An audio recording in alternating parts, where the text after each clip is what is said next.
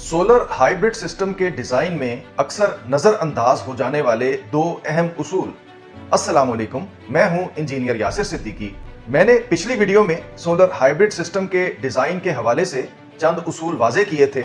Hybrid inverter का इंतखाब हमेशा MDI की बुनियाद पर, बैटरी का इंतखाब अपने शाम और रात के औकात में इस्तेमाल होने वाले यूनिट्स के हिसाब से, और सिस्टम की लंबी लाइफ के लिए डेप्थ ऑफ डिस्चार्ज को 80% तक रखने पर और बैटरी से डिस्चार्ज की रफ्तार को 0.2 से 0.3 C तक रखने पर जोर दिया था। आज मैं आपको दो मजीद अहम उसूल बता रहा हूं जो अक्सर नजरअंदाज कर दिए जाते हैं।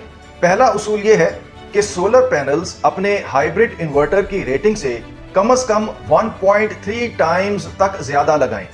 आजकल जदीद हाइब्रिड इन्वर्टर्स 200% तक ज्यादा सोलर पैनल्स को सपोर्ट करते हैं, यानी कि 6 किलोवाट के इन्वर्टर के साथ आप 12 किलोवाट के पैनल्स लगा सकते हैं। ज्यादा पैनल्स लगाने से सोलर हाइब्रिड इन्वर्टर की जनरेशन बेहतर हो जाती है, जिससे लोड भी बेहतर चलता है और बैटरी की चार्जिंग भी आसान हो जाती है।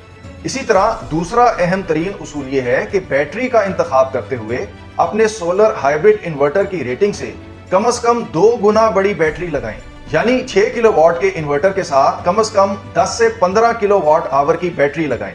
डे टाइम में इन्वर्टर की लोडिंग कंडीशन के लिहाज से उसके साथ 2 से 5 गुना तक ज्यादा बैटरी बैंक लगाया जा सकता है, यानी 6 किलोवाट के इन्वर्टर के साथ आप 12 किलोवाट से लेकर 30 किलोवाट आवर तक की बैटरी लगा सकते हैं। जितना बड़ा बैटरी बैंक लगाएंगे, सिस्टम की लाइफ उतनी ही बढ़ जाएगी और आपको उतना ही लंबा बैकअप मिलेगा।